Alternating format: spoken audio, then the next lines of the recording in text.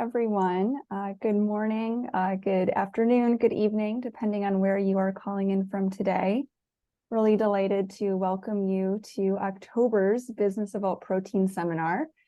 Can't believe it's October already, and not only is it October, it is also Halloween. So happy Halloween for all of you who might be celebrating that. Today we will be discussing distribution. So working with distributors is a very critical part of expanding your retail or food service footprint.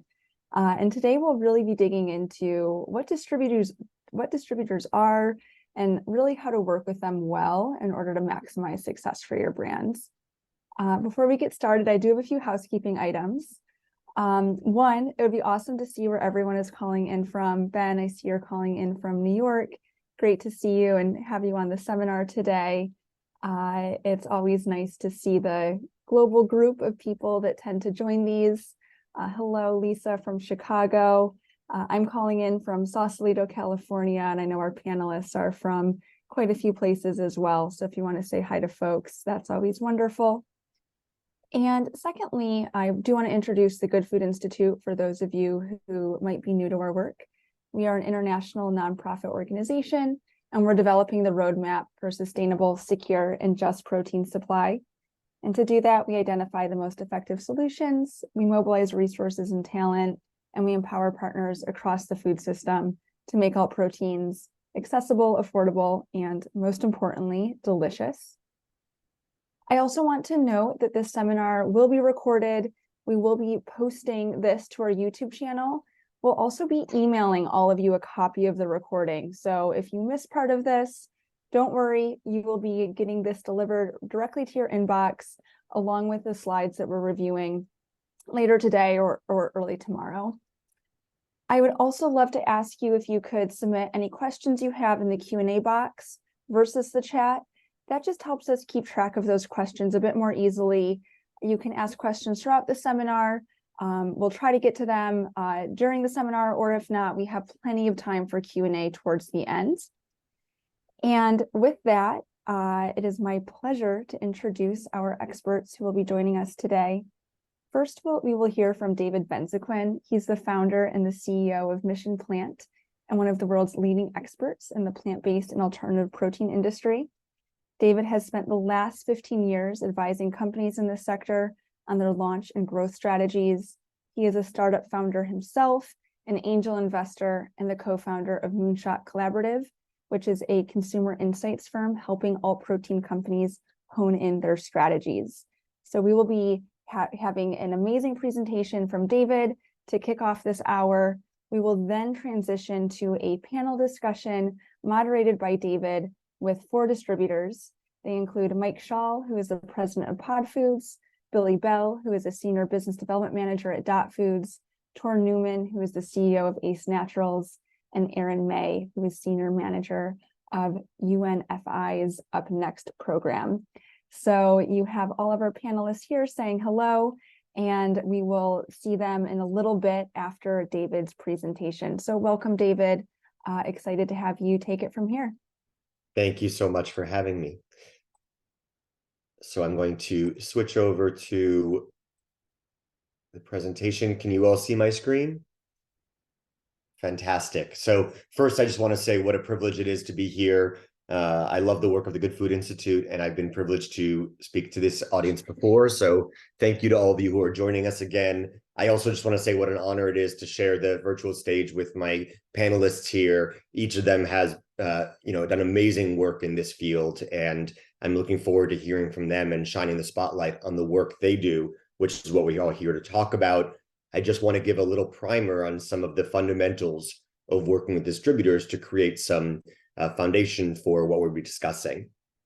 So at a very high level, why are distributors so important? There are 3 things I want to mention. First, most importantly and most obviously, they are the logistics arm to get companies. They help get your products from point A to point B, whether that point A is your own factory, your contract manufacturer, or a warehouse where you store your goods to your customer.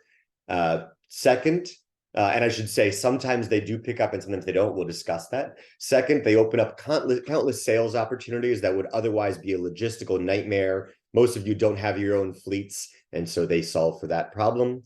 And third, very importantly, people often don't realize that restaurants and stores frequently don't like to take on direct distribution because it gives them more deliveries they have to manage. So just imagine if a supermarket has 30,000 SKUs coming from 5,000 brands, and now you ask them to take every single one of those deliveries independently of each other. It'd be absolutely impossible. So most customers will want distributors to distribute your product to them to streamline that work, and that's why they're so important.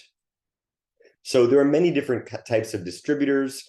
A few things to highlight today. There are distributors that are more regional in nature. We have some like that on the call here today. There are some that are more national, known as broadline, more reaching a wider swath of the market. There are some that focus more on the natural channel, more health food focused products or conventional products that reach the masses and maybe more commoditized.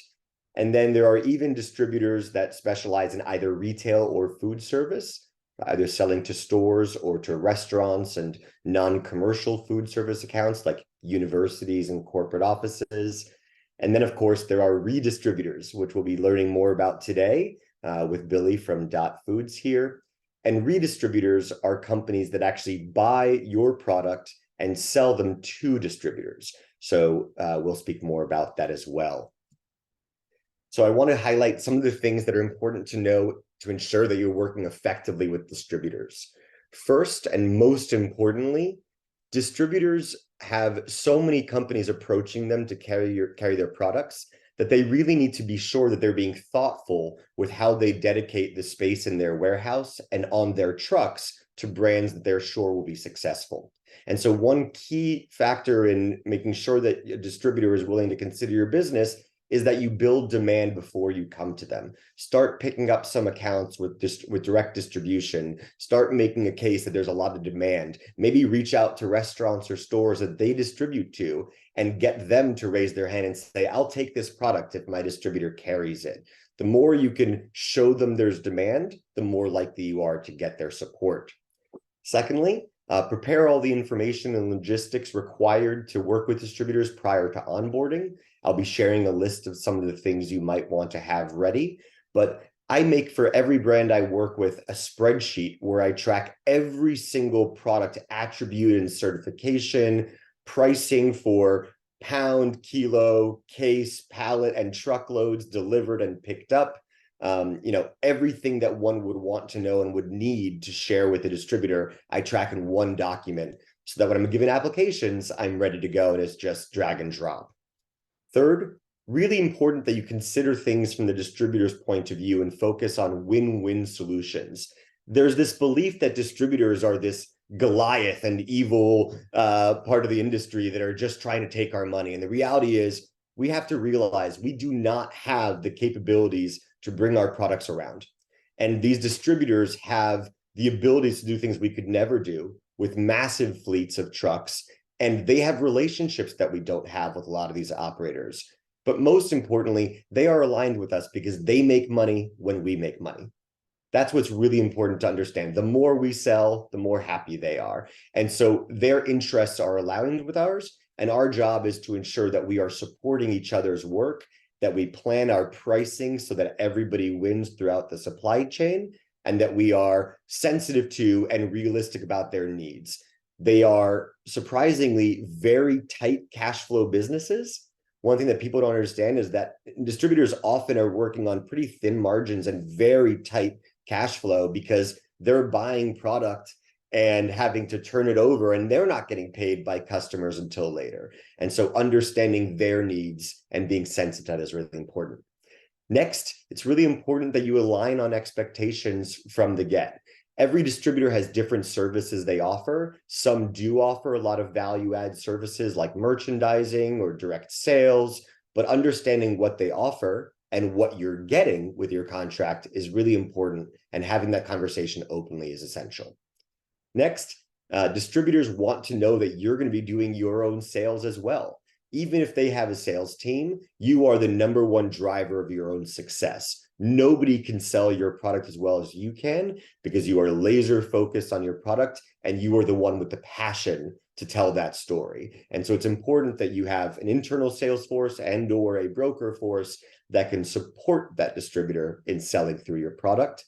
And of course, foster and nurture these relationships like you would any other valuable sales connection. They are often your customer. They are the one paying you. And so maintaining that relationship and trust with them is extremely important. Some of the things that you want to have ready when you approach a distributor, things like product hero images they could put in their catalogs, barcodes. If you don't know, you should buy your barcodes from a website called gs1us.org. It's very important that you buy original barcodes from GS1 and not used barcodes by Googling them. You want to know all of your ingredients and allergens, all of your nutrition facts, ideally lab analyzed, very important. Key attributes and certifications. Are your products gluten-free? Are they gluten-free tested and certified? If not, you might not want to make that claim for legal reasons. Are they non-GMO? Are they fair trade? All these kinds of things.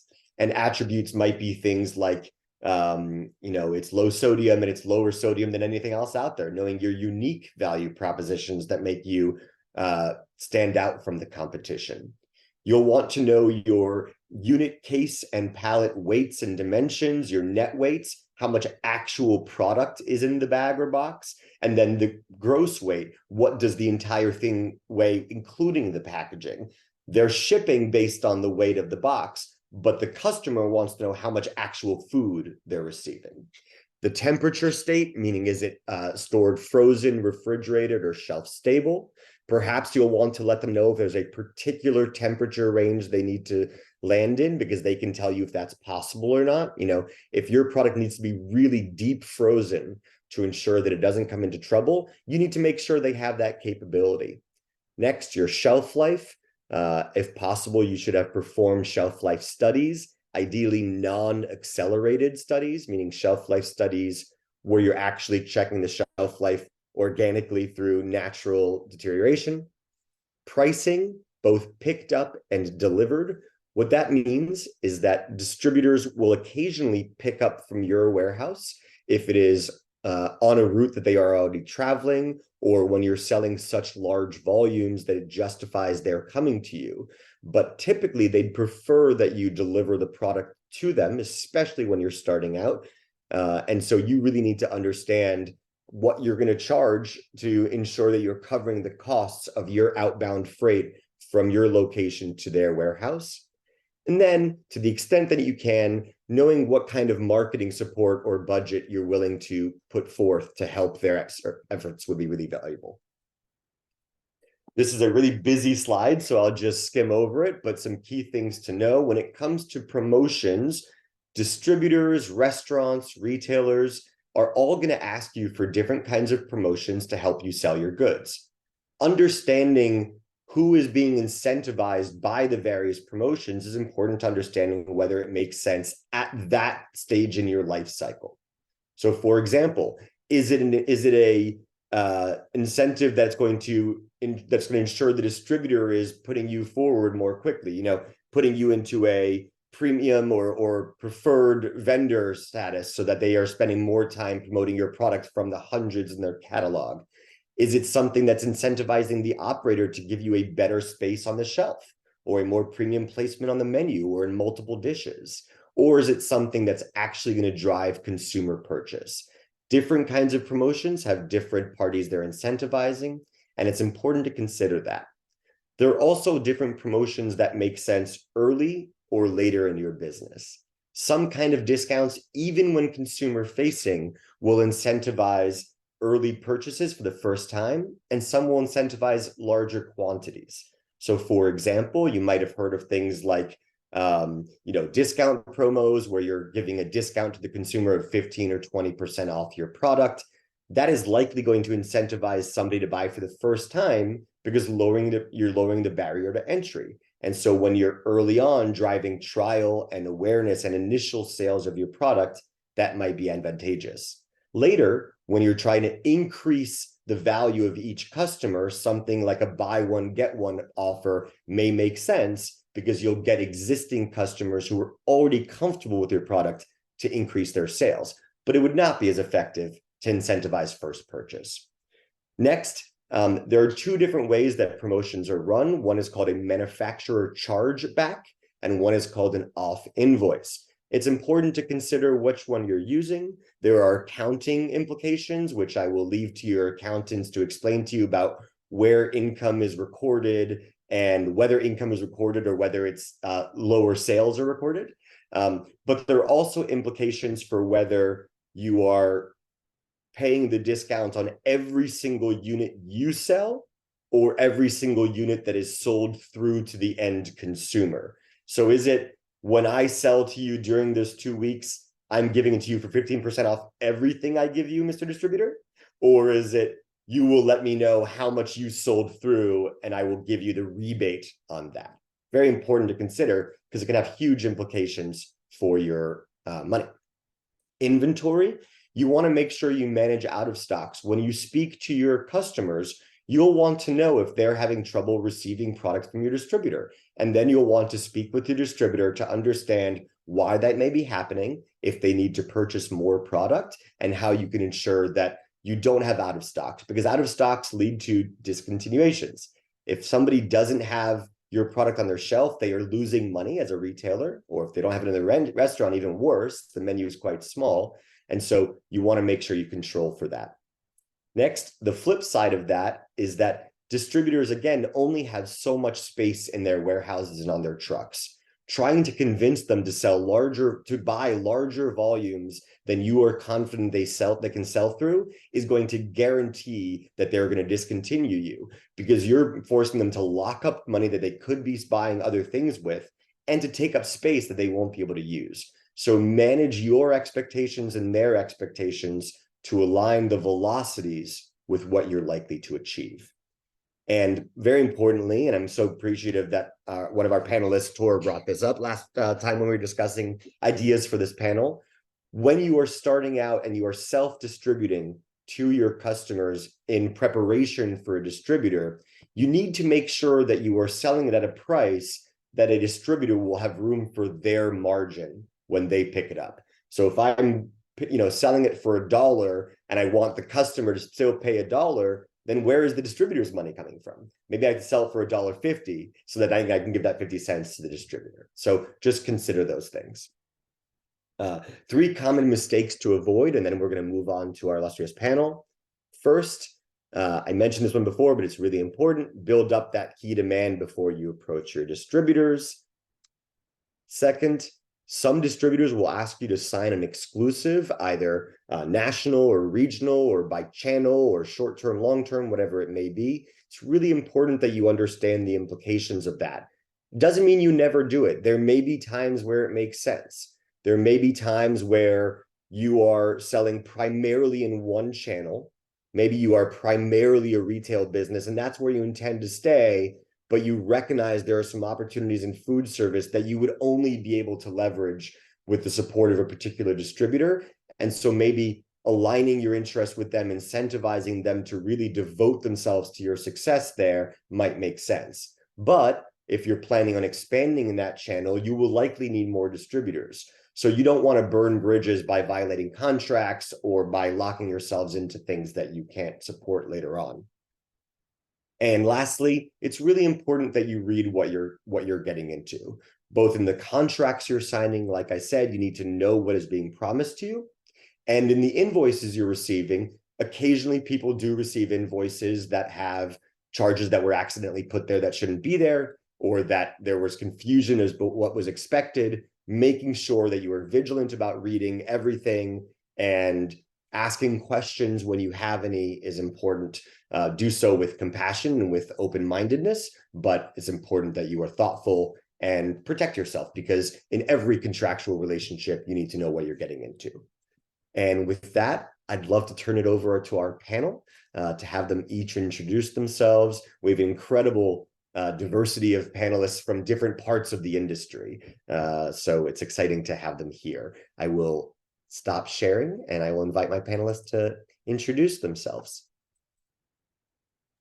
I guess I will go from where you all appear on my screen. So Mike, would you like to start first? Yeah.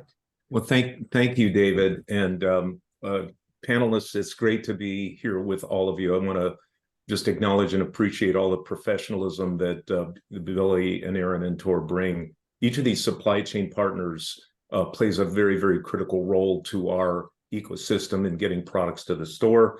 My name is Mike Shaw. You've probably seen some background information in advance of the seminar. I've been in the food business, believe it or not, over 40 years. I've done a lot of unique roles, and this latest role at Pod Foods is supply chain, which is one of my first real true experiences in that sector, that specific sector of the industry. And so, yeah, I've been in the specialty natural, kosher, perishable, non-perishable food business for quite some time. Background, joined Pod Foods about 6 months ago. Prior to that, 3 years of investment banking. I call it investment banking fantasy camp because I've been an operator most of my life. 10 years at Whole Foods Market prior to that, and then a number of various brands assignments over the course of my career. But again, pleasure to be here, David. Looking forward to the panel and commenting on issues and certainly questions from the participants. So nice to be here. Thank you. Thank you so much, Mike. Billy, you're next on my screen, so I'd love to hear from you. Yeah, thanks, David. Well, appreciate the time, everyone. Nice to meet you. I've been at DOT for 13 years. I work currently on our new supplier business development team. Spent roughly my first third of my career at DOT actually in sales, calling on primarily broadline food service distributor customers of DOT's. After that, I actually then moved into our natural specialty side of our business, managing existing brands that we were offering to our customers. Probably had a portfolio of roughly 30 to 40, ranging in size from well-known, established to more emerging. And then for the last 4 years, I've been on this new supplier team, which really my primary responsibility, and I have a team of 3 counterparts in addition to me, is we work with brands that we do not have in DOT, all shapes and sizes and categories. Probably 75% though of what we do is more natural specialty emerging brands to bring into DOT that we are not partnered with today, and outlining programs and how it's all going to work and get them set up so they can become a full-time supplier in DOT. So again, appreciate the time and looking forward to chatting with you guys. Thank you so much, Billy. And I'll be asking some questions to you to help explain what redistribution really is and why it makes sense as an extra step in the supply chain later on. Aaron, you are next on my screen. Would love to hear from you. Sure. Thanks, David. My name's Aaron May. I've been with UNFI my whole career, 14 years in a lot of different areas, beginning in our marketing department with some of our print and online programs, shifting into broadline supplier management, managing the frozen and some dairy. And when you do it for 6 years, you get a lot of different categories. So had a lot go through my desk. And then I got the opportunity about 2 years ago to take over the Up Next program, which strives to be the premier program, basically an in-house accelerator program for emerging brands, diverse suppliers, and brands that align with our sustainability efforts, and helping these small startup suppliers scale up to become great profitable partners with UNFI, and figuring everything out. And this is a great first step for everyone here because I've gotten a sneak peek at some of the questions here, and they are a lot of the ones that we hear with the Up Next program. So yeah, happy to be here. Thanks, David. Thank you so much. And Tor, last but not least, would love to hear from you. Hi, and thank you, David and GFI, for including me on this esteemed panel. It's nice to meet all of you. I know all your companies, but I hadn't met any of you before, so nice to be with you.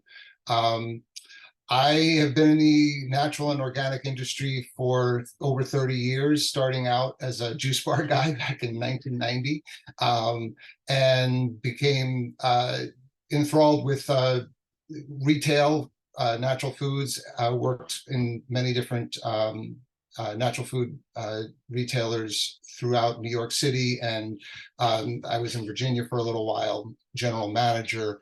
I owned a store. So the first half of my career was spent in retail, and then in 2005 I joined Ace Natural, which is distribution, food service, completely sort of the opposite of what I was doing.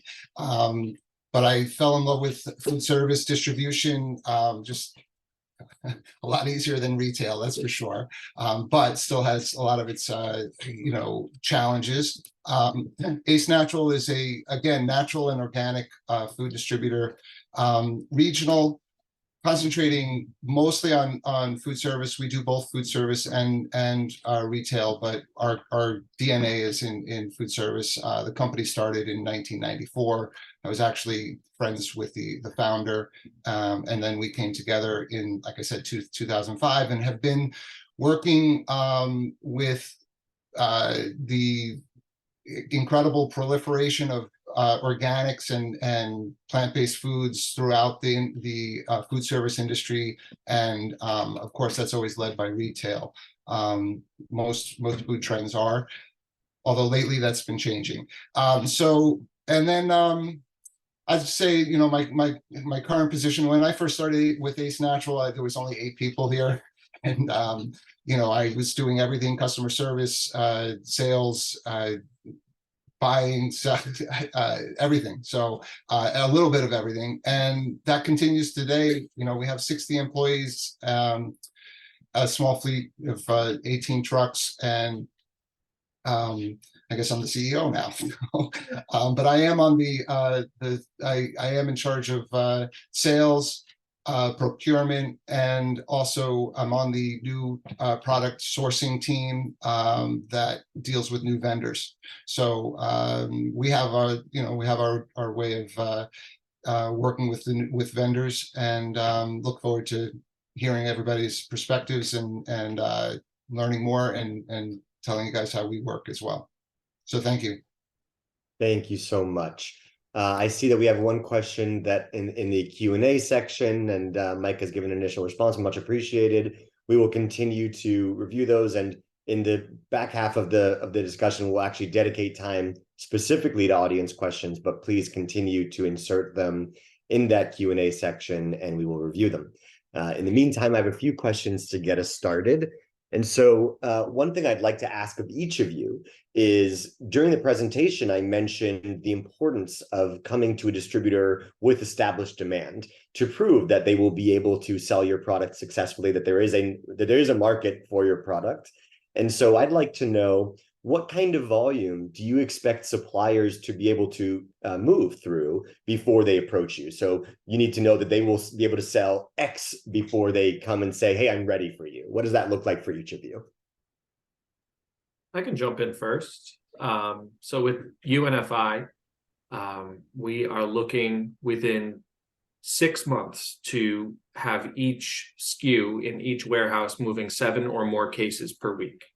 That can shift if it's a food service item, if it's protected for another customer, but ultimately, because my team reviews applications to get into the program, it's not chosen by retail, which is kind of different than broadline at UNFI. So we're reviewing and looking for the supplier to paint a picture that tells me that we're like 99% sure that we're going to be hitting those numbers, and we know what region, we know what warehouse, we know the accounts, and I'm coming in with just the entry level suppliers. So that really is the truest form of a baseline. So it's all about illustrating how you're going to get to 7 cases per week, continue to sell, and really thrive where you launch, rather than selling 2 cases a week in 10 different places. I'd rather have you sell 20 in one, because as David talked about, the fear there is, of course, discontinuation or whatever bells and whistles any of ourselves or other distributors can offer. The most valuable asset that we have are slots in the warehouse, and we have to keep those profitable.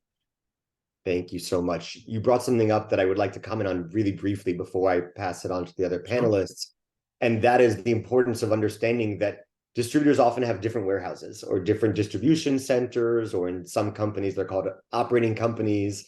But whatever they're called, each region of a distributor has its own sales responsibility, its own territory. And it's really important to consider that the velocities you need to move are by warehouse. right? If you get into UNFI, it doesn't mean you get into every single warehouse of UNFI, because it doesn't make sense for them to carry you in Nebraska if all of your customers are in New York.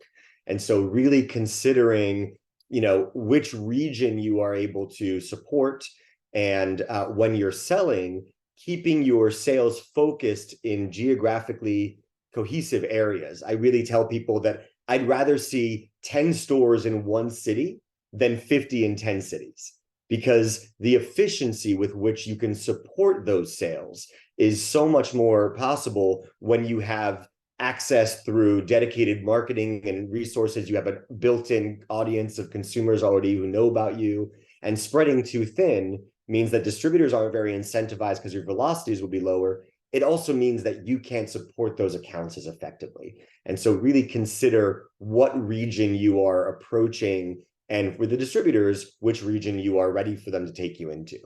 Thank you so much, Aaron. Who would like to go next about the velocities that you expect to see before bringing in a client, a supplier? Yeah, Tor, did you want to go ahead? Oh, it's fine, Mike. Go ahead. Yeah, well, we have so Pod Foods is kind of a slightly different model, and I think, which I'll go into in a moment, but I think what we tend to do because of our model is look at demand planning from the retailer. So the retailer will tell us pretty much what their expectations are once we have them on the program, and once the brand has been onboarded to a retailer through their vendor portal. It's a little different than the conventional distributor model, because as an asset light, sort of what I would term the Uber, if you will, the Uber of the supply chain industry, we don't really take title to the product. We have a very different model than conventional distribution. Not saying it's better or worse or good or bad, but it in effect provides an onboarding to retailers with their demand plan versus having to stock inventory in a warehouse. So we have sort of a virtual network of warehouses.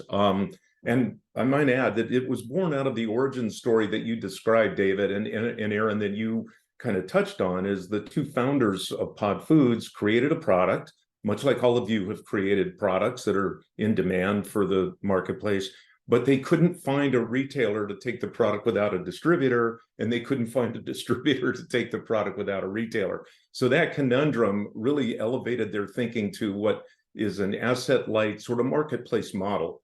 And so as a result of that, once products are in our platform and on our platform at Pod Foods, and it is requested by a retailer, then we'll create a demand plan, and the retailer will partner with us to create a demand plan. So in effect, we're not storing excess inventory somewhere in Des Moines where it really should be in Chicago or New York. So I hope that kind of gives you a little perspective. Thank you so much. And I'll ask some questions later on to better understand the model and its uniqueness. Tor, if you wanted to go next? Sure. So we're I guess our general rule of thumb is for within the first 90 days for the vendor to have sales of 10 unique customers with the MOQ, the minimum order quantity, being sold in 30 days. We give you 90 days to get there. It's a little bit of a negotiation as part of onboarding as to, there's some caveats there, that we can bend some of those rules, but that's the general rule of thumb.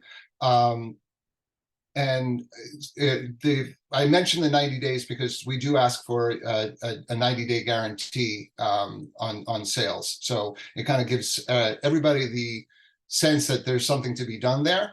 And then also there's certain times where we ask for pre-sales, sales to be done before, maybe half of the MOQ needs to be sold before, and we can help with that. But again, the general rule of thumb is 10 unique customers with the MOQ being sold in 30 days.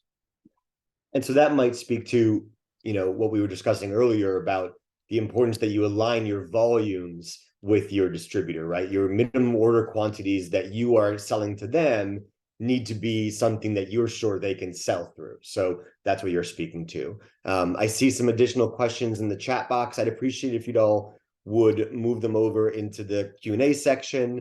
Ben, I can answer your question quite easily. The 90-day guarantee that Tor is speaking of is that if he has not sold through the MOQ that you've given him in that 90 days, that you would purchase the product back or be willing to ensure that he's not losing money on that inventory. Is that accurate, Tor? Yes, thank you. Please continue to ask questions in the Q&A section. We'd love that. Billy, would love to hear from you about the velocities that you expect to see before bringing brands on into Dot. Yeah, sure.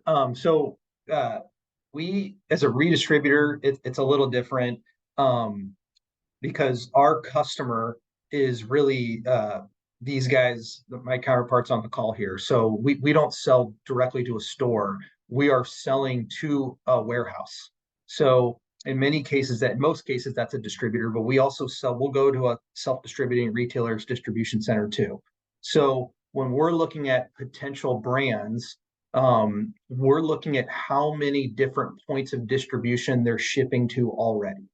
And part of it is, if you don't have any, adding a redistributor into the mix can be expensive.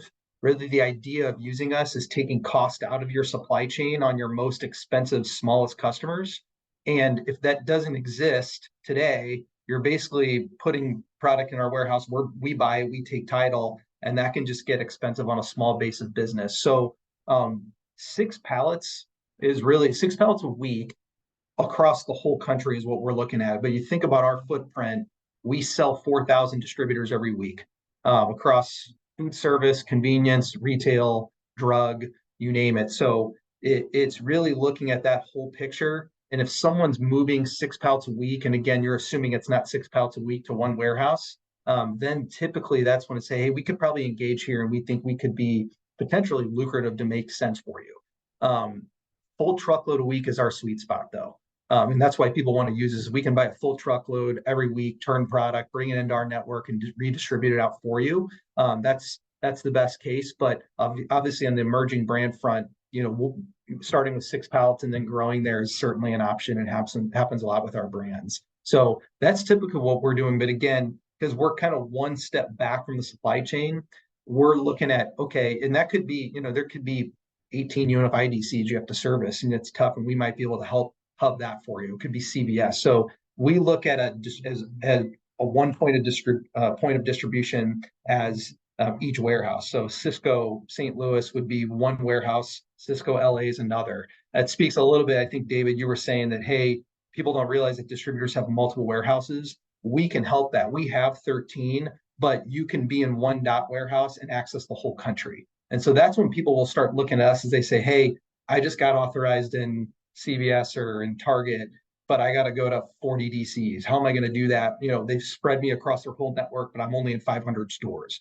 We can help hub that for them and consolidate it. Thank you so much. And maybe I'll take this opportunity to jump into your business model, Billy, if I could. When I think about the pricing model, and I'm working backwards from what I need my consumer to pay, or what I want my consumer to pay for a product, I know that to be competitive or to get to the place and pricing that I want for my consumer, I need to, sell at a certain price, and I need to account for what margin the distributor will take, what margin the retailer or restaurant operator will take, and then what margin I need.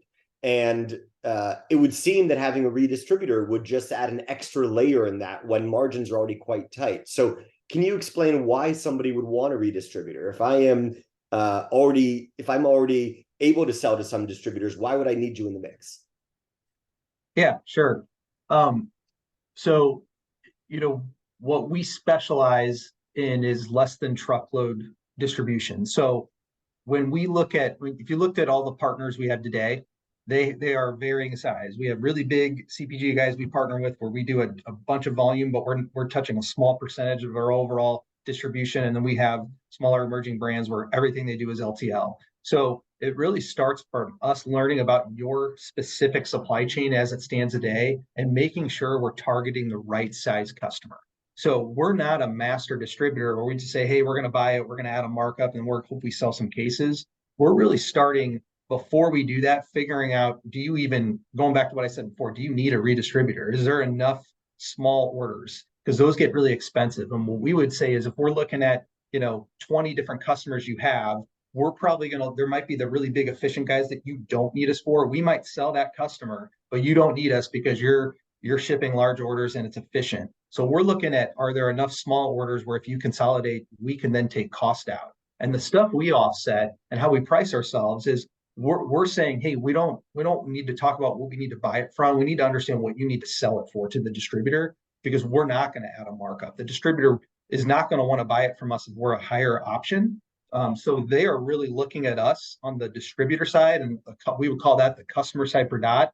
They're looking at buying from Dot on the stuff that's inefficient for them, stuff that they have to order a couple pallets at a time, or they are not getting truckload, or they're not backhauling. And so when we're talking to them, we're trying to understand what that is. That's the stuff they buy from us.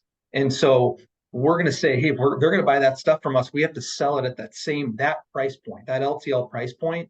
And then we would work backwards from the margin we need. And the stuff that you're going to look at is obviously freight's the biggest one. So you're shipping freight already. We're going to offset that when the customer starts buying it from us, or the distributor starts buying it from us. They're paying the same price, and they're basically paying for the freight like they were before. They were paying that upcharge freight. They're going to pay it from us. We offset that part. The other thing, and that's our biggest piece that we're going to offset for the brands. The other things though are when you look at shipping a pallet on a common carrier, are you getting fined because it's showing up late? Are you having damage issues? The smaller the order, the more likely something's going to get messed up along the chain. And so it's an inefficient order for that distributor to get. Things can go wrong. You may show up, you're clogging their dock up. We can help streamline that for both you and the distributor, because we're shipping full truckloads every week to these guys. So we're going to show up, we're going to get it off their dock. And because we're vendor of record, we're handling those deductions that you're getting that are operationally related to that if they exist. So we will make sure that those smaller orders, which are usually the ones that are most at risk of getting hit, because again, they're small, they're hard to order for the distributor, they're hard to manage for you, we're handling for that. So when you look at our margin and what we're charging for, it's the freight, and then it's all those other operational costs. And then the last part is when you think about the cost to serve a customer, it dramatically decreases as the order increases. And so when you look at on the base of customers we talk about, going back to that order size we establish, it's, well, we're going to order from you. You have to process our PO, but now you're not processing 20. There's a cost to process a PO. There's a cost to pick orders. We're going to be ordering full pallets. You're doing case picks for these guys. So we're streamlining and reducing costs in many buckets. We're eliminating some others, and we're offsetting the freight. And when we can make those numbers work, because there's enough critical mass to do what we need to do, going back to the volume, that's typically when we can partner. And I always tell people, I go, because we sell a huge network of distributors, the bonus is then once you're in Dot, we can make your product available to our customer base because we've proven the cost out on the front end. So in our business and the conversations I have, it starts very heavy on the supply chain part and cost to serve. There's certainly a big benefit on expanding through Dot, and that's a really big piece of it, but we can't do that unless we can prove out the supply chain costs. So a lot of my discussions is less on going in and selling me on the latest and greatest product. Yes, I want to bring products that are good, are going to sell. So I do want to learn about that, but I'm definitely not a category manager. I'm probably looking at it from features and benefits of your product. I'm really looking at your supply chain. And usually if you have that volume and that demand you're bringing, you've been able to show that you can prove out distribution, but we might be that next level. You get in and you get the 6 pallet, but then we can hopefully take you to the next level on growing your business to more points of distribution through our network. Thank you so much. And speaking from personal experience, I have worked with redistributors, actually with Dot in particular, on my own brands. And I remember a couple of times that were really, a couple of circumstances that were really advantageous. One was, when I'd get a call from a potential customer in a state where we didn't have a lot of business, and their distributors did not see enough volume from us to justify bringing us in, and they're in the velocities that we discussed a minute ago, but they were already ordering from Dot. If I wanted to ship them the case myself, it would cost me $100 or $200 for maybe a $30 or $40 case because of the cost of frozen shipping. So it wasn't worth it to me to lose that money. certainly wasn't worth it to that restaurant to spend $200 in a $30 case. But if I was in DOT, then they could pull that one case through the distributor who's already getting a truck. And it's just, oh, when you send me that 10 cases of chicken and that 2 cases of Coca-Cola and this, throw on a case of that product, and the incremental cost is much, much lower. So there are tremendous advantages. Thank you so much. Tor, as a regional distributor that really focuses on a certain segment of the country and that has some specialization around the plant-based and natural food sector, I'd like to understand what you see as the benefits and or disadvantages of working with an organization like yours as opposed to a broadliner like somebody like UNFI. Sure. So Ace Natural delivers from Virginia up to Massachusetts. We are located in New York City until recently. Now we're just outside the city, but so we've been around for 25 years. So New York City is our home base, and it's the concentration of our business. But yeah, that makes us very, kind of small region of the country. I think one of the big advantages to working with us is our lower cost of entry. You don't need to, obviously, we've already kind of gone over what the minimums requirement to getting in is in terms of pre-sales or necessary sales. That's, again, like I said, always a bit of a negotiation, but I gave you the outline on that. So that's an advantage. In general, working with a smaller regional player is going to be a little more. I guess we have a team that has the ability to partner and collaborate with the vendor a little bit more. Maybe share.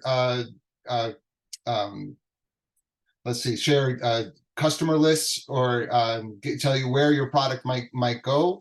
If you're a specialized product like a plant-based or a gluten-free product, that more specialized distributor would have more customers interested in that, and also their delivery minimums to the end user is going to be lower in general. So those are all the advantages. You definitely get a little more, I think, well, we do quite a bit of personal interaction and collaboration with our vendors, especially when they come to us with, anchor customers or customers of ours that are interested in the product. We pay very close attention to what our customers need. The disadvantage is obvious in my mind is, we're not national. So if you have designs on making sure that you're in national and across the country, you would have to use a different distributor in other regions. And we tend to have, I think it depends on the distributor, but the specialized distributors probably have a little bit higher of a margin to their end users than some of the broadliners. One more advantage is that we have less products to sell. We also have less salespeople in general. Often, I don't know if that, I'm thinking of broadliners like Cisco or US Foods. They have a lot of salespeople, but that's a little bit of a disadvantage there. But the advantage to I kind of lost my train of thought. I'm sorry about that. So yeah, I guess I said what I was thinking. Thank you. Great, thank you so much. I see some questions coming in on the Q&A box, and I appreciate that. We will certainly be answering those. Please continue to ask your questions in there. We're going to dedicate the last half hour of the panel entirely to that space. Mike, I'd like to understand a little bit more about Pod's unique business model. I know that there's a consignment-based model, so I'd like to learn more about that, and how you mentioned not having so much inventory or not touching products so much. I'd like to learn more about that, and how does that differ from a financial perspective from some of the other distributors, and how they affect the income or cash flow of a business? Sure. Well, thanks, David. So to your point, let me just give it a little overview of Pod Foods. It really is an asset-light model, which means we don't own any of our warehouses. We don't own any of our trucks, but we partner with national brands and national contractors, if you will, for supply chain. For example, Flow Space is our national provider for warehouse spaces, and they have millions of square feet of space. So it's like the Uber of warehousing. And then we have a third-party last mile provider, which we enjoy a national contract with. But essentially what Pod does, it's sort of a platform and a marketplace. So you can come on the Pod platform. There's no cost to coming and joining on the platform. There are no inventory requirements until and unless something is sold to a retailer. And then in addition to that, we orchestrate the complete transaction between the retailer and the brand. So for example, the conventional models, or what I would say the more traditional models, like the UNFIs and the KEs and other distributors, actually take title. We do not take title to the inventory.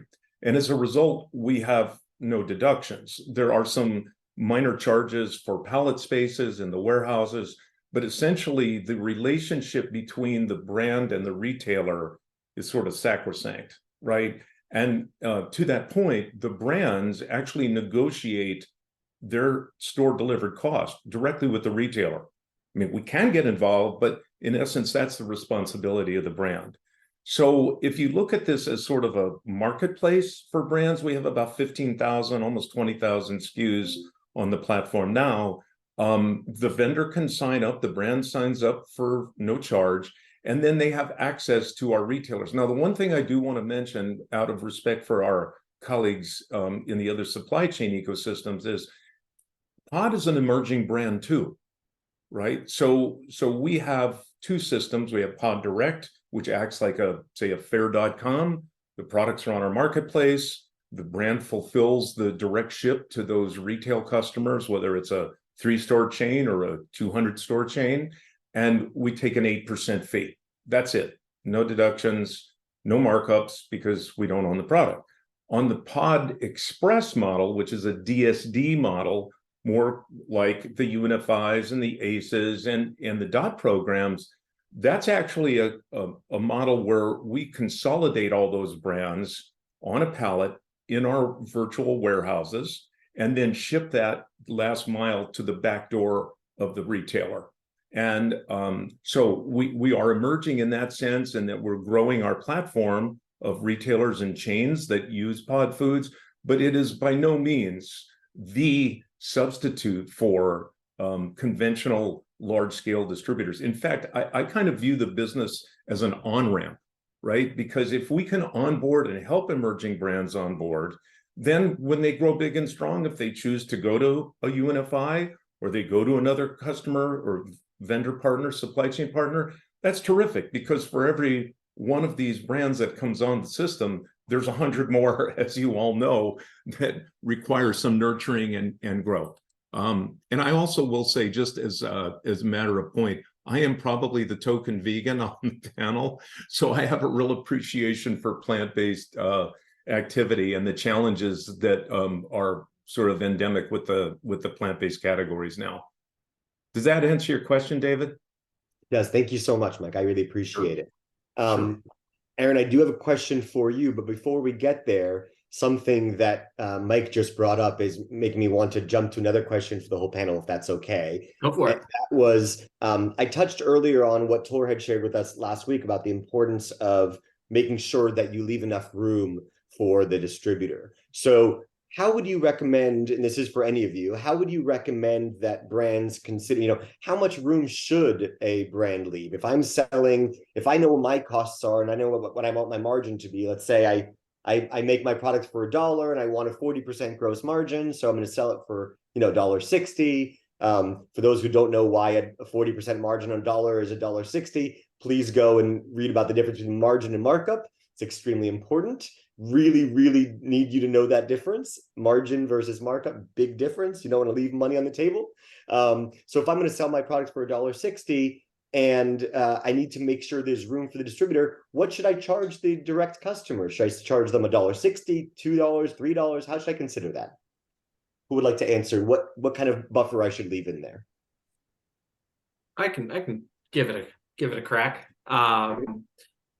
I can't give a perfect direct answer when it comes to UNFI. As you could probably guess, an independent store down the street is not paying the same as every Whole Foods that we sell to, just based on volume, based on our contracts with these large, medium, and small retailers. So it really is a reverse engineering. Now we're going back the other way. So you know what you want your margin to be, and you're trying to figure out what to sell to UNFI for. So now we have to establish what you want the end price to be at your key customer or customers in the region that you're targeting. So I would work with them. You already have been, if you're coming into UNFI, to figure out,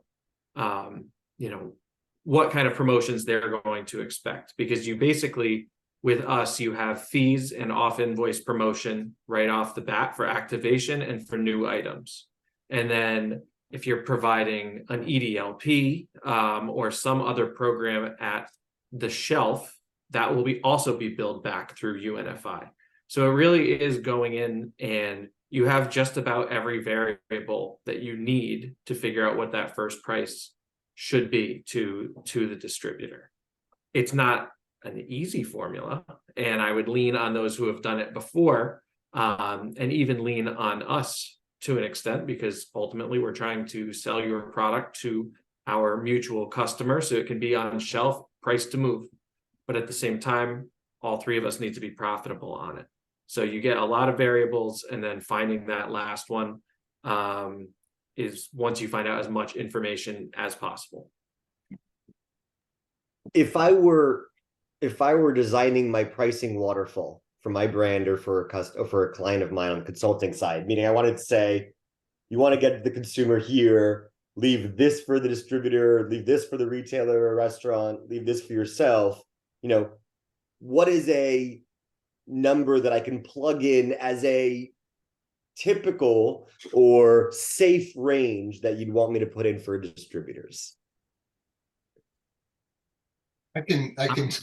You go, Tor. I don't know if I'm going to feel comfortable saying much. I talk about this all the time with vendors and small manufacturers, and it's just like Aaron said. I tend to go with starting on the shelf or the end user and work your way back. Most retailers, at least in the natural foods industry, need to get 33% margin at sort of a minimum. And then the distributor is, really just depending on the product. Is it ambient? Is it a frozen? Is it, a bulk product, whatever it is? And I'm going to give you a wide range, but I think, you got to plan for 25 at the low end and 33 at the high end. I mean, maybe you can margin or markup. Margin. Thank you. Yeah. So I always talk in margin. Markup is what I do. I mark up the product, but the margin is what we sell it at. So there's certain products and certain distributors for sure. DSD company, distributors take way less margin. They might be at 15 to 20%, but generally with made, finished product, it's going to be somewhere between what I said, 25 to 33%, depending on the distributor and what they're doing for you.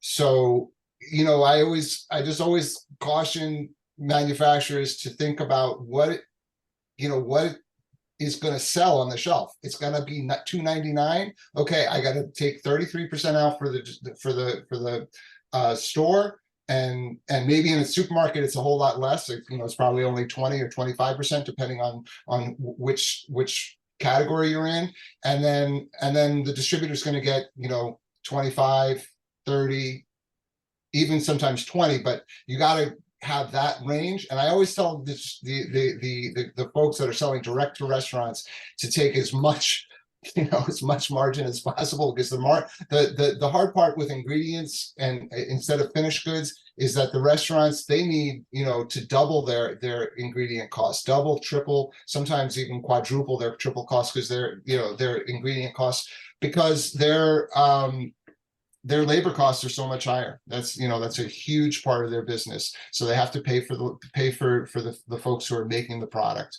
So I hope that helps. Yeah. And Tor, I'd just like to add to that. I think what we're talking about here clearly is the last mile cost, right? It's going from the back door of the manufacturer to the distributor to the retailer. So there's a couple of markups there. And I know this is probably implicit with all of you brands out there, but you got to remember your selling cost or your wholesale price to a distributor has to include those costs associated with some potential deductions, with promotion opportunities, with shows and other events that the brand and the distributors and retailers require for you, any of us, to promote their business. So it's really critical. And David, I know you probably touched on this, but when you're looking at gross profit margin as a manufacturer, right, you've got to add in those costs of marketing. You've got to add in percentages for broker sales. There are a lot of little nuances that go to your wholesale price, with which then you add that markup for distribution costs. I know it's probably implicit, but probably worth noting. Thank you so much. If it's useful for anybody, I have a pricing tool that I have used on a simple Excel spreadsheet where I have built in typical margins for food service, retail, industrial sales, and also I have below the line costs aligned for brokers, promotional and rebate discounts. And so please let me know if you'd like me to send you that document. It's a very simple spreadsheet, not fancy, but you just plug in your numbers into the fields that are blank, and the formulas are already built in there, so it shows you what to consider. So please reach out to me through LinkedIn or email. I'm sure Audrey will share my email afterwards to do that. Tor, go ahead. David, I just wanted to add one quick thing about what I had said. Also, I'm talking about when I say that the distributor margin, and I did see, the question is that for food service and retail. I think that you can count on that from both. But what I'm talking about is the list price. And to that point of what Mike said is, we have a list price. It's our catalog price. UNFI has their list price and catalog price, but as Aaron alluded to before, Whole Foods is not paying what mom's or dad's health food store down the block is paying, and that's because they have programs, they have chargebacks, they have discounts. There's got to be a list price at a certain margin so that the distributor can work off of that, and you can work off of it with them as well. So there's margin in there. Retailers especially expect lots of promotions and lots of discounts from the catalog price. Wonderful. Thank you so much. We're going to be turning it over to the audience for questions in just a minute. But I said that I'd get back to Aaron and my question for him. So I'd love to do that. Aaron, when as a representative of a large broadline distributor, but within a small brands group within that distributor, I'd like to understand your perspective on this. Distributors largely make their money from the margin they add between the cost they buy a product for and how much they sell it to their customer for. And when they are considering how they're going to earn their money, most of the money they make comes from brands and products that have very high velocities, very high volumes, right? A distributor that carries Coca-Cola and RC Cola is going to sell more Coca-Cola than RC Cola because consumers are more aware of it and they buy it in larger volumes. So as a small brand selling to a large distributor like yourself, how can I ensure that my product gets paid attention to, that I don't get lost in the mix? And how do broadline distributors like UNFI support small brands to make sure that we are getting the attention so that the truck driver and the salesperson isn't only selling the Coca-Cola? Sure, absolutely. So my program, the Up Next program, is created to be the solution to that, at least for the 340 brands that we currently have.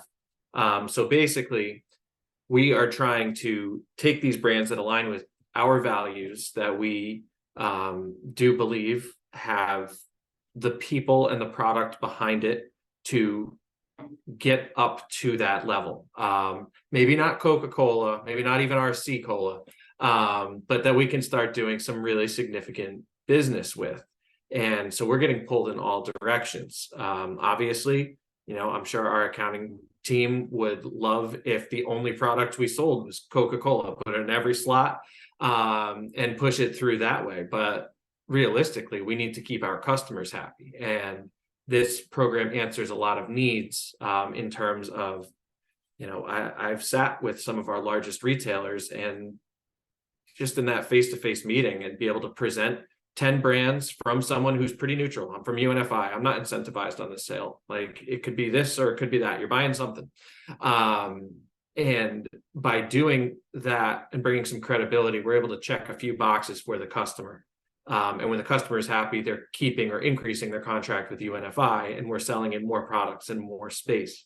So if like I'm going to present in a few days on Monday, a giant Carlisle in Carlisle, Pennsylvania, and bring some brands and do a sampling, and ask them, you know, what do you need from us? And when they say that they need the item presentations, and I'll ask what attributes they're looking for, we'll push those there. Now we have a happy customer buying more product, not just the small stuff, but also for the larger products, considering taking that through UNFI. So that's on the retail side out. Internally, we do pride ourselves on giving suppliers, when they need education, as much education as we can provide about working with UNFI, because like I said, I've been here 14 years. There's not a day that goes by I don't see something that I haven't seen before. It's a huge enterprise with a lot of different departments trying to do absolutely everything. But what I and my team pride ourselves on is those big four walls with UNFI in front that you couldn't get into before, or never mind get answers from, get in contact with. We're putting humans out there to make realistic connections with people who are interested in doing business with us, even if it's not today, and kind of softening a somewhat deserved reputation of being difficult to work with. I can't change the processes, but I can help you understand them. And then we go from there. So that's what we're looking to do, and to have you not get lost. And to add to that, I would also say, advocate for yourself. You'll always have someone when you're working here, a supplier manager, whether it's with Broadline or with my team, that is assigned to being the point person to get you to the contact you need to get to. So I have patience and empathy for all the lines that people are working on, all the different things we're trying to do, but you're working with us and you're our partner. So lean on that. Wonderful. Thank you so much.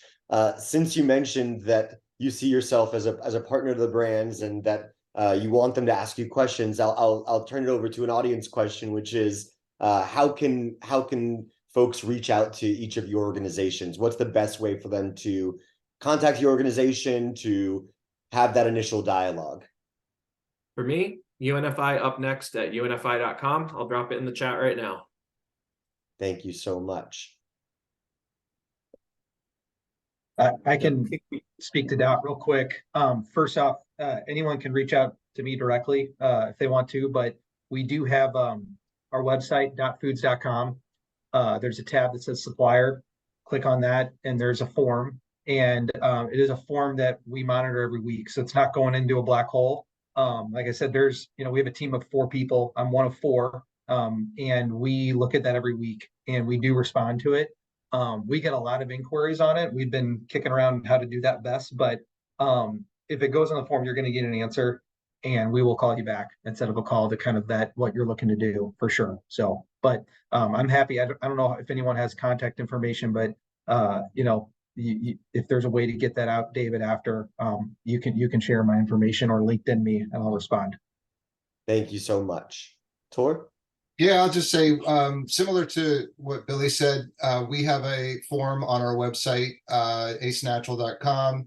It's a button at the bottom of the homepage that says new vendors, and that's the first step in a 3-step process. We have a team that monitors those emails.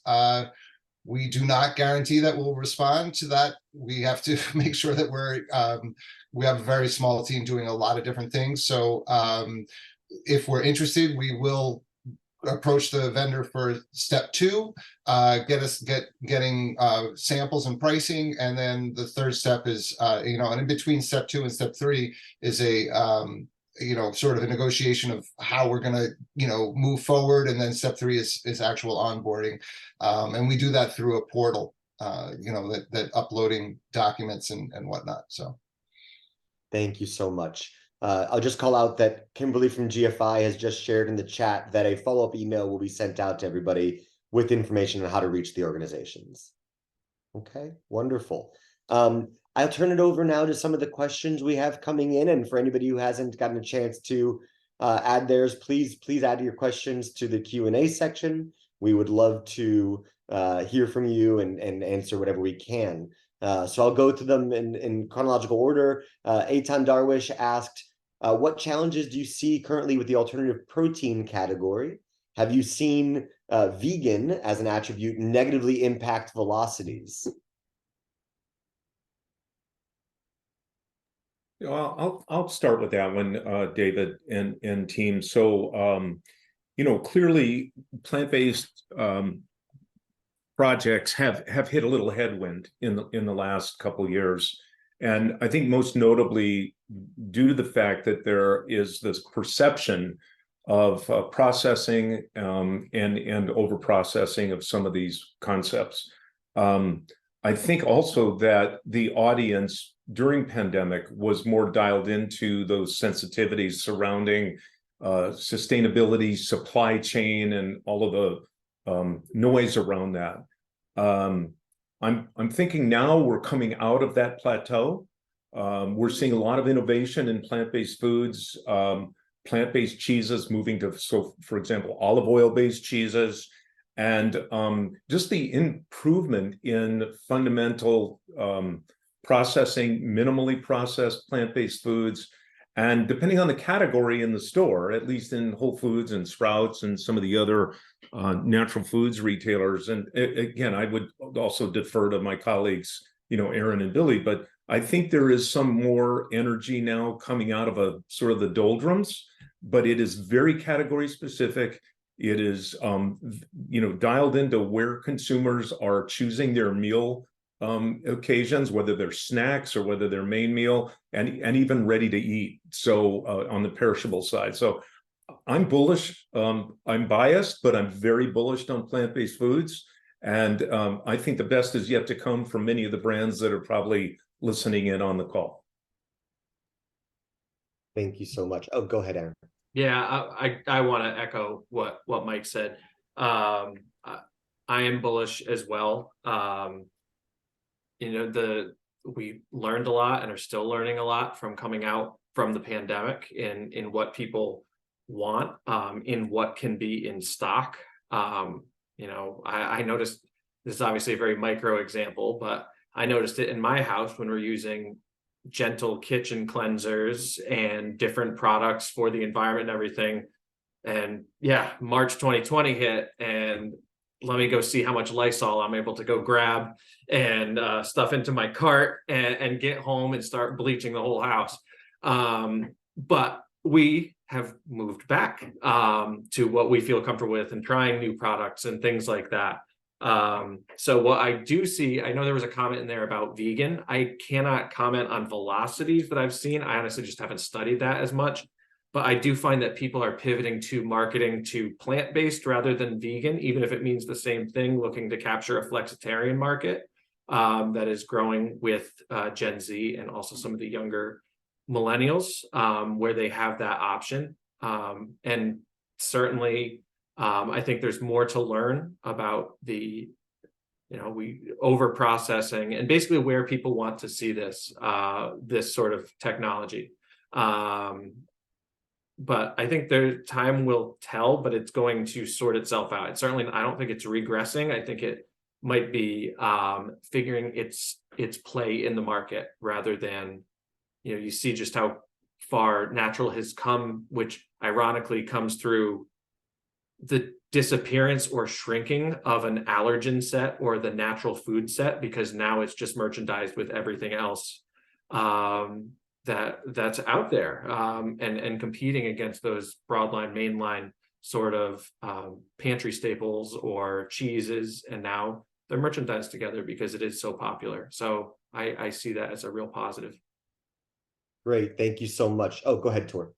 Oh, well, I just wanted to just quickly add on, the vegan versus plant-based, being a distributor that's been selling vegan food for 25 plus years, we were always called it vegan until the word plant-based became, the catchword. And actually you see it on our website, we consider ourselves a plant-based authority because we grew out of organics, and organics was originally a, mainly a vegetarian, vegan kind of movement. And so all of the plant-based protein alternative proteins kind of come through our distribution. I have to say, I am bullish about some and many of the ingredient upgrades and innovations. The big challenge I see, that was the original question, is saturation. That there's so many different brands doing basically the same thing that I just don't see them all surviving. So I think that's a big challenge. Thank you so I much. think, Go ahead, Mike. Tor, I was just going to say, both you and Aaron hit on two really, really critical things: is the penetration of and proliferation of brands. Retailers can't deal with them all. We know this. You can't deal with them all, and we know this.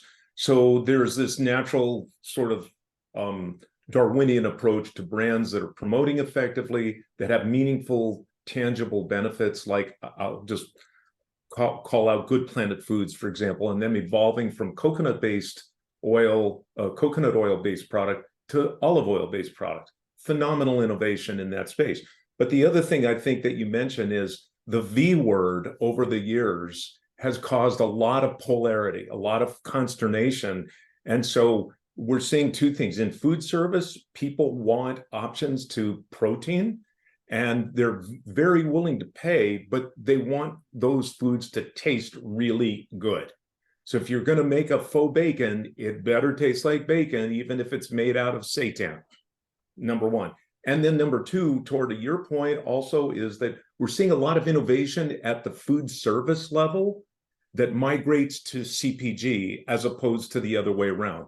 And there's a long history, there's a 50-year history of brands that have appeared in restaurants that have transitioned into CPG, which I believe will occur with plant-based foods as well.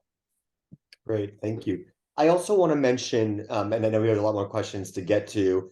I think when as somebody who owns a consumer research company that really looks a lot at what consumers think about products in this category, one thing that I think we forget is that vegan is not a pain point that we're solving for most consumers, right? Most consumers are not vegan. 1% maybe of the US population, similar numbers in the rest of the world. And so a product being plant-based or vegan, whatever you want to call it, is achieving certain things. And we need to be focusing on what is that actual benefit that the consumer is seeking that those products are achieving. And the identity of a product as falling into a certain category is rarely that solution. What is it actually doing? Is it allowing somebody to eat something they wouldn't otherwise be able to? Is it providing a nutritional benefit? Is it providing a benefit that, what's the tangible difference that it makes in their life? Whether it's a restaurant operator, it's cheaper for them to buy it, or it's faster for them to cook it, or whether it's a consumer, it solves, it allows parent X to give their child a food they couldn't otherwise eat. These are the kinds of tangible considerations we have to look at. And we have to go beyond just thinking about tribes and attributes from a identity place and look at solutions that we're offering consumers. What do consumers actually need? What do they actually care about? And it's not necessarily what we care about or how we identify our own diets or passions or priorities. Going back to the Q&A section, we have a question from somebody about the opportunity for vegan pet foods and why they might not be showing up in Petco and other major grocery chains. What might be the challenges for vegan pet food brands to crack through mainstream retail?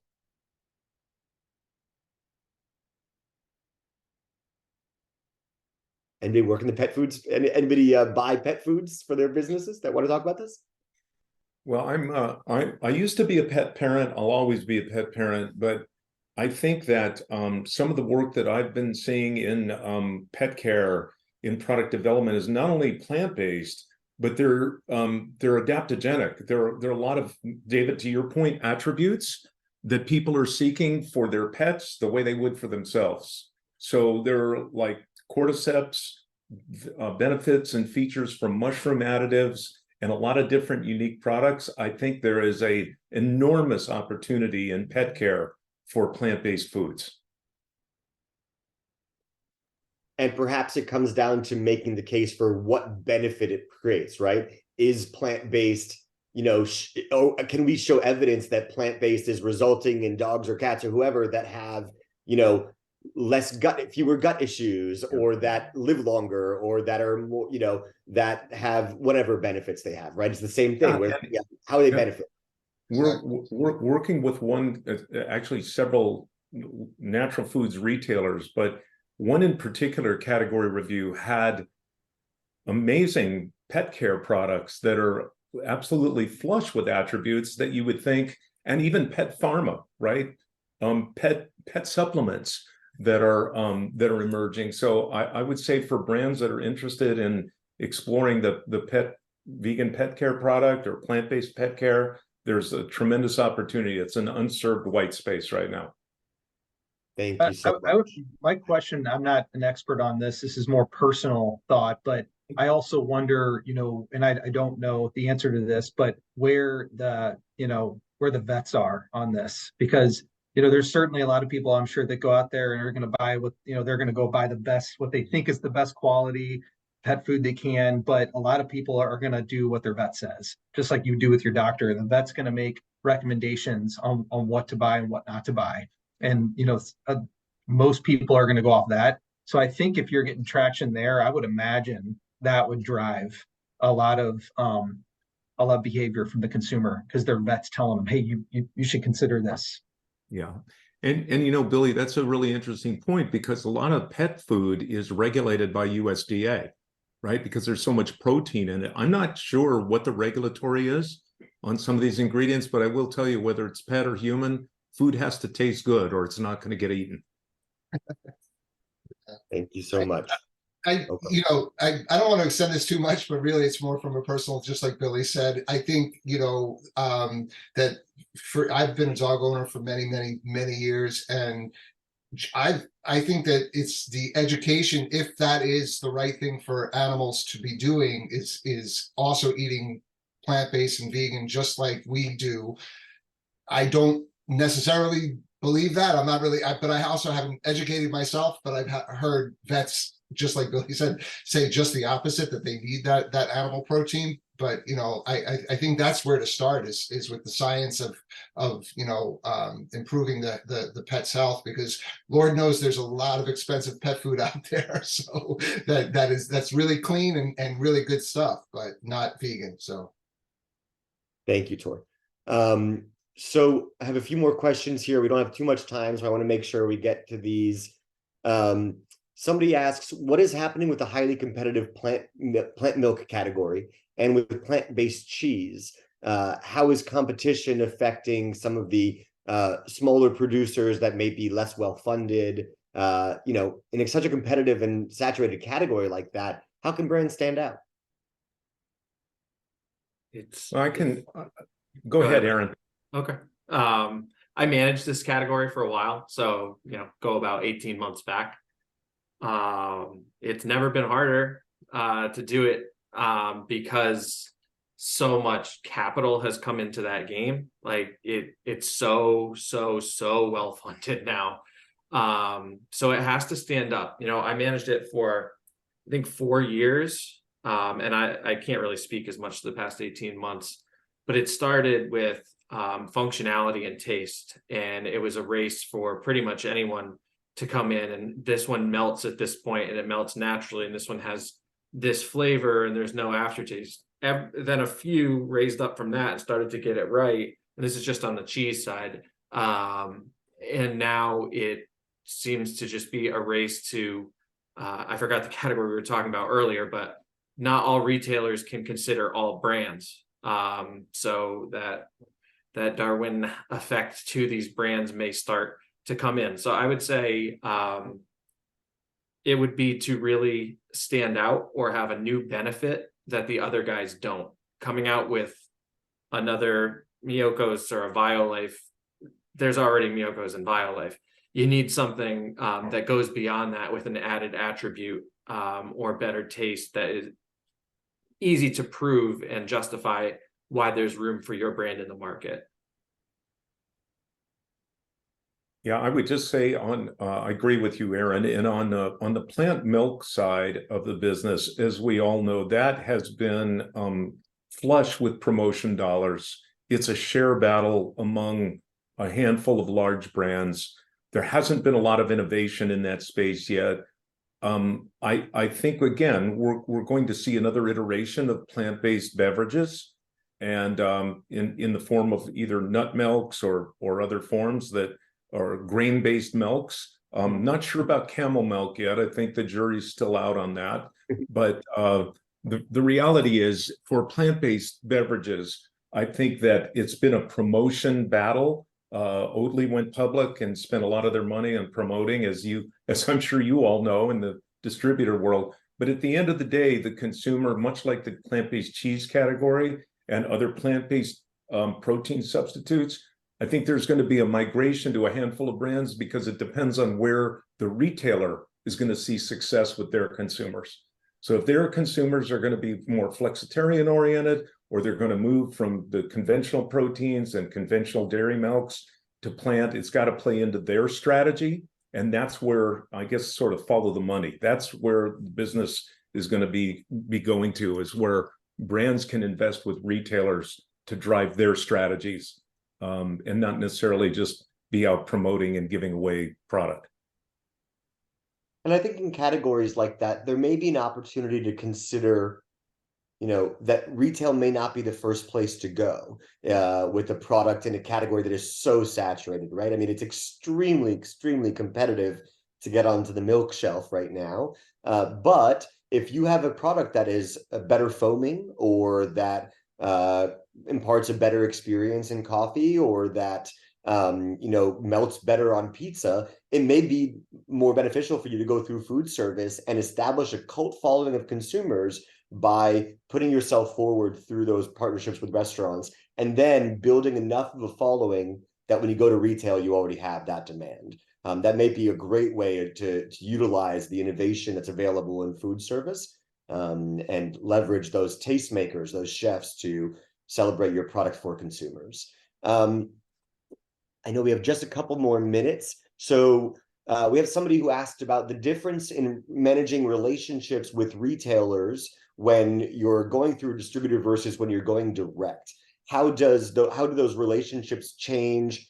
It doesn't say this specifically, but I guess I'm inferring, and I want to add, how can one ensure that they still maintain that relationship, or what do they need to do differently, or how do they work with retailers when there's this new middleman?